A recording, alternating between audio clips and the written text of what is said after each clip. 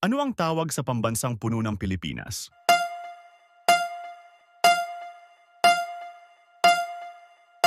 Nara. Saan matatagpuan ang Mount Pulag?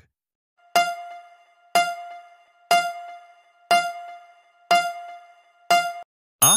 Benguet. Sino ang unang pangulo ng Pilipinas?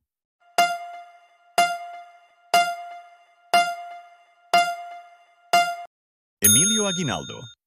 Ano ang tawag sa pag-aalay ng bulaklak sa harap ng altar?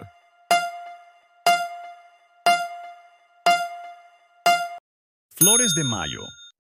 Anong hayop ang tinatawag na haring ibon?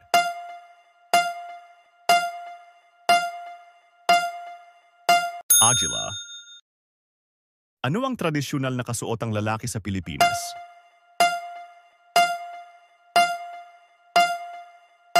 A. Barong Tagalog. Anong bulaklak ang sinasabing pambansang bulaklak ng Pilipinas? A. Sampaguita. Ano ang kabisera ng Pilipinas?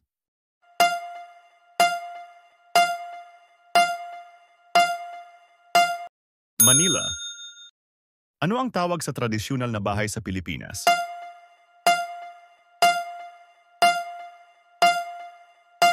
Bahay kubo.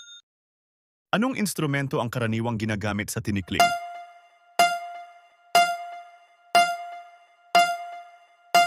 Kawayan.